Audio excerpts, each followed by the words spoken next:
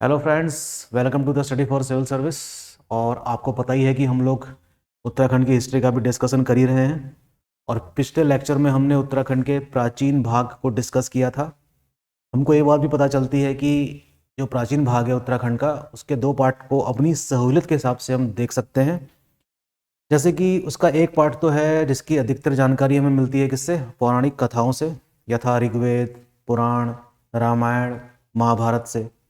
और उसका दूसरी जो जो ब्रांच है वो मिलती है उसके राजनीतिक इतिहास की। तो 675 ईस्वी आते आते जो ब्रह्मपुर साम्राज्य था उसका हो जाता है अंत। और एक शाखा का नाम हमें मिलता है कुंड शाखा का। वो पुनः फिर से मध्य हिमालय के आसपास फिर से स्थापित होती है और 3 शताब्दियों तक अपना आधिपत्य बना के रखती है। तो आज हम इसी के बारे में जानते हैं कि कार्तिकपुर डायनेस्टी क्या थी और इसमें हमें कितने वंशों की जानकारी मिलती है। इसे ठीक ऐसे ही समझने जैसी बात है कि जैसे आपने पढ़ा होगा मगध साम्राज्य का उत्कर्ष कैसे हुआ था, तो उसमें भी हमें कई सारी डायनेस्टीज के बारे में जानकारी मिलती है। याद आ रहा है ना आपको? हर्यक वंश, नंद वंश, शिशुनाग वंश, उसी को यहाँ पर लागू करिए। कार्तिकपुर डायनेस्टी में भी हमें 3 फैमिलीज की जानकारी मिलती है। यहाँ पर हम उसको फैमिली या परिवार कह दे रहे हैं। ठीक, देखिए, we have a reference of 3 important families of Kartikeyapur dynasty: Basant Dev, Nimbar Dev और सलोढ़ादित्य। ठीक है, आज हम इन दोनों के बारे में चर्चा करने वाले हैं। तो छोटी सी जानकारी ये है कि ये जो लोग हैं कार्तिकेयपुर डायनेस्टी वाले, इनकी जो आरंभिक राजधानी थी वो कहाँ थी? कार्तिकेयपुर थी, जिसको आप जोशीमठ के नाम से भी जानते हैं। किसके नाम से जानते हैं? जोशीमठ के नाम से भी जानते हैं। ठीक है। Later they shifted their capital to Baijnath. बाद में इन्होंने अपनी राजधानी कहाँ की दी? कहाँ पे शिफ्ट कर दी? बैजनाथ में, जिसको बागेश्वर के नाम से जाना जाता है। इजी। ऑफिशियल लैंग्वेज क्या थी इनकी? संस्कृत थी। ठीक। तो इन राजाओं के बारे में अधिकतर जानकारी हमें इनके द्वारा स्थापित अभिलेखों, मंदिरों के लेखों से मिलती है। ठीक है, कॉपर प्लेट से मिलती है, अर्थात ताम्र पत्रों से मिलती है। ठीक है। इनमें से जो अधिकतर शासक थे वो हमको पता चलता है कि वो शैव धर्म के मत को मानते थे। और जागेश्वर मंदिरों के बारे में आपको पता ही होगा। वहाँ पर कई सारे मंदिर हैं जिनमें से कई मंदिरों का निर्माण इन शासकों के समय में हुआ। तो कल्चर वाइज हम कह सकते हैं कि ये डायनेस्टी काफ़ी इंपॉर्टेंट है। ठीक। तो आप समझ रहे होंगे कि इनकी शुरुआत की राजधानी क्या थी? कार्तिकेयपुर, जिसको जोशीमठ कहा जाता है। Later they shifted their capital to Baijnath, यानी कि बागेश्वर। आगे देखते हैं। अब हम बात करते हैं उस शासक की जिसने इसकी स्थापना करी। नाम है इसका Basant Dev. Okay, founder of the Katyuri dynasty. अगर सवाल एग्जाम में यह आ जाए कि कत्यूरी वंश का संस्थापक कौन था, तब आप सीधे क्या लिखेंगे? बसंत देव। लेकिन हमें यह भी जानकारी मिलती है कि ये पूरी तरीके से एक स्वतंत्र शासक नहीं था। Okay, he took interest in religious activities. ये धार्मिक गतिविधियों में काफ़ी पार्टिसिपेट करता था बसंत देव। नरसिंह टेम्पल का इसने निर्माण करवाया। कहाँ पे? जोशीमठ में। ये भी एग्जाम में क्वेश्चन आ जाता है। इंपॉर्टेंट पॉइंट्स ही लिखे हैं मैंने यहाँ पर, जो उत्तराखंड के एग्जामों में डायरेक्टली क्वेश्चन पूछे जाते हैं। उन्हीं फैक्ट्स को हमने यहाँ पे रखा है। ठीक है। अर्लियर, इससे पूर्व जो बसंत देव है, वॉज द फ्यूडेटरी यानी कि अधीनस्थ रहा होगा। किसका? यशोवर्मन का। और यशोवर्मन कहाँ का शासक है? कन्नौज का शासक है। ये वही कन्नौज है जो हम भारत की हिस्ट्री में पढ़ेंगे, इंडियन हिस्ट्री में। हर्षवर्धन के समय के बाद की बातें हो रही हैं यहाँ पे। ठीक, हर्षवर्धन के बाद की बातें हो रही हैं। तो ये इसके अधीन था। और हम कह सकते हैं कि Basant Dev was the founder, but the real founder was the Kharpar Dev. Okay, ये भी क्या है? खरपर देव इसका क्या है? समकालीन है। किसका समकालीन है? यशोवर्मन का। हिस्ट्री में सबसे इंपॉर्टेंट चीज है ये जानना कि कौन सा शासक किस शासक के समकालीन है। ये अगर आपको थीम समझ में आ गई हिस्ट्री की, चाहे कोई सी भी हिस्ट्री हो, इंडिया की हिस्ट्री हो चाहे उत्तराखंड की, अगर आप ये पता लगा पा रहे हैं कि कंटेम्प्रेरी रूलर कोई बड़ा अगर मौजूद है, तो बहुत आसान हो जाती है हिस्ट्री।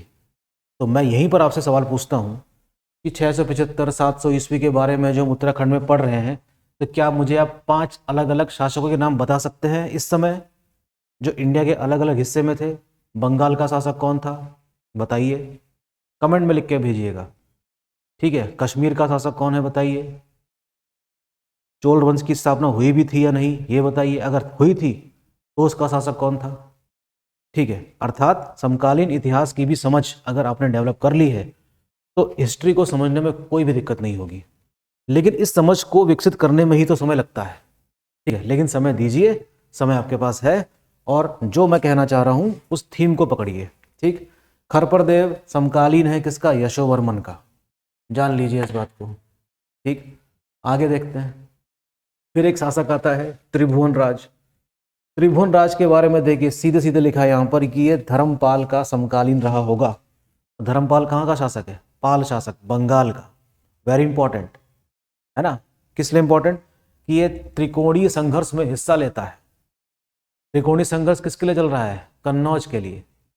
और दो डायनेस्टीज कौन सी हैं जो कन्नौज के लिए त्रिकोणीय संघर्ष में पार्टिसिपेट करती हैं, दक्षिण भारत की राष्ट्रकूट और प्रतिहार वंश, गुजरात वाला। ठीक, यहां से आप कनेक्ट कर सकते हैं कि उत्तराखंड में उस समय क्या हो रहा होगा। त्रिभुवन राज वॉज द रूलर। अच्छा, धर्मपाल ने उत्तराखंड वाले पार्ट में आक्रमण किया, और हम कह सकते हैं कि जो बसंत देव की जो डायनेस्टी थी इस प्रकार क्या हो जाती है, समाप्त हो जाती है। लेकिन ये बात हम जानते हैं कि धर्मपाल जैसा प्रतापी शासक उत्तराखंड में आखिर कितने दिनों तक रहेगा, वापस गया होगा। तो जो वो स्थिति बनी होगी, राजनीतिक अस्थिरता जो बनी होगी, उसका लाभ किसी दूसरे ने उठाया होगा। और इस प्रकार से हम देखते हैं कि निम्बर वंश की स्थापना होती है उत्तराखंड में। निम्बर वंश फाउंडेड बाय निम्बर देव। इसकी स्थापना किसने करी है, निम्बर देव ने। जानकारी मिल रही है इसके बागेश्वर अभिलेख से। किससे मिल रही है, निम्बर देव की जानकारी हमें देने वाला जो स्रोत है वो क्या है, बागेश्वर लेख। इसने क्या किया, जागेश्वर के मंदिरों का निर्माण करवाया, जिसको हम विमान भी कहते हैं, विमान। ही कंस्ट्रक्टेड विमान्स इन जागेश्वर, जिससे इस बात की पुष्टि हो जाती है कि ये किस धर्म को फॉलो करता होगा, शैव धर्म को। पिछले साल उत्तराखंड के प्री वाले एग्जाम में ये एक सवाल आया भी था कि उत्तराखंड में किस धर्म का सर्वाधिक प्रभाव है, तो उसका जवाब है शैव धर्म। ठीक, ये क्वेश्चन आप याद रखिएगा कि Shaivism is the most impactful religion in Uttarakhand. लेकिन साथ ही ये वो समय है कि जब बौद्ध धर्म का भी प्रचार प्रसार काफ़ी ज़्यादा हो रहा था। बावजूद उसके हम देखते हैं कि यहाँ के कई शासकों ने बौद्ध धर्म के प्रचार प्रसार को एक्सेप्ट नहीं किया और शैव धर्म को मजबूती से स्थापित करके रखा। यही वजह हो सकती है कि क्यों उत्तराखंड में शैव धर्म का बोलबाला काफ़ी ज़्यादा है। ठीक, बात समझने जैसी है। ठीक है, अच्छा, उसके बाद हम देखते हैं कि ईस्ट देवगण नाम के राजा का नाम मिलता है हमको। ठीक है, किसका नाम मिलता है, ईस्ट गणदेव नाम के राजा का नाम मिलता है। इसने तो एक टाइटल लिया है, टाइटल किस चीज का, परम भट्टारक का। ये टाइटल कुछ याद दिला रहा है आपको, याद करिए। ये जरूर गुप्ता राजाओं की याद दिला रहा है। गुप्त शासक जो कि महानतम शासकों में से एक हैं पूरे भारत के, इतनी हाई साउंडिंग टाइटल लिया करते थे, बड़ी बड़ी उपाधियां लेकर आखिर आप क्या साबित करते हैं कि आप बहुत ज़्यादा सुपीरियर हैं।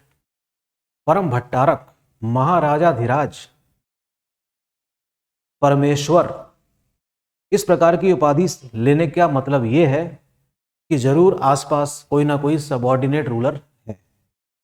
मैं आपको बताऊं, अगर कोई उपाधि धारण कर रहा है तो कोई छोटी उपाधि धारण करने वाला भी आसपास राजा कोई होगा।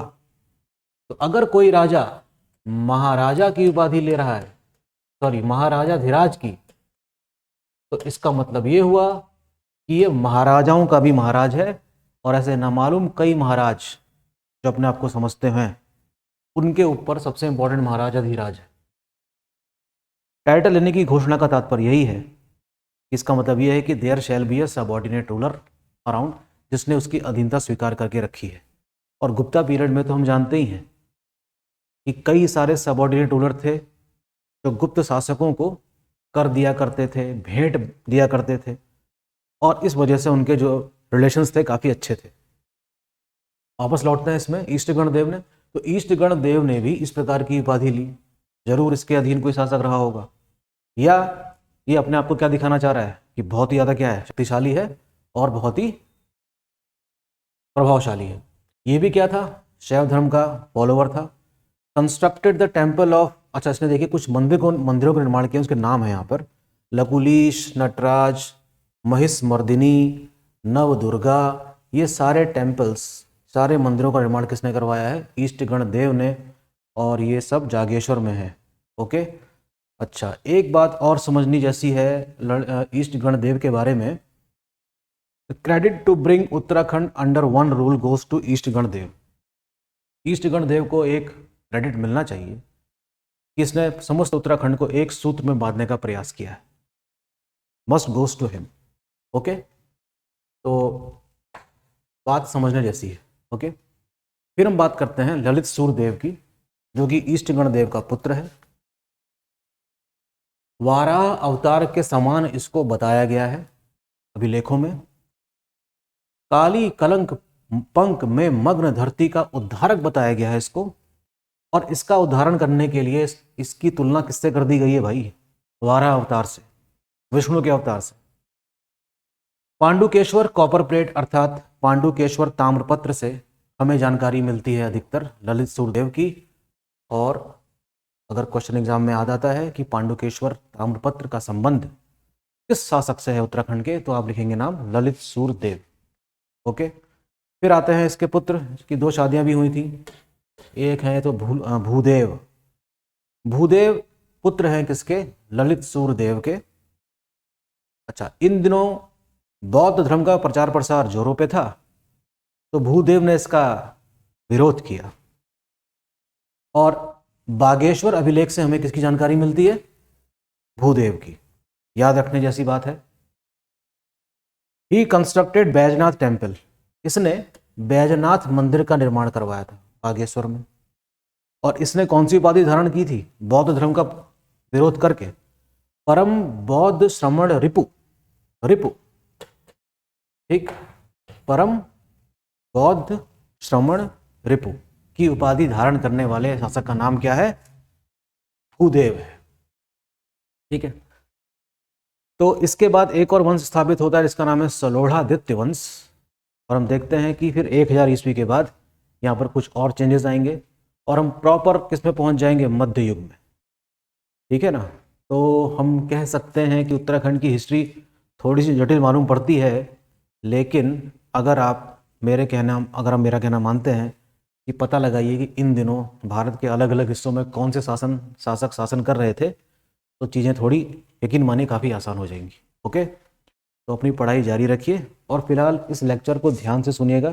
जितनी बातें इन पेजेस में आपके सामने आंखों के सामने गई हैं, इतनी ही बातें अगर आपको हमेशा याद रह गई तो यकीन मानिए आपके क्वेश्चंस गलत नहीं होंगे। ठीक, और अपने स्तर से भी खोज जारी रखनी पड़ेगी आपको, किस चीज़ की, हर चीज़ की।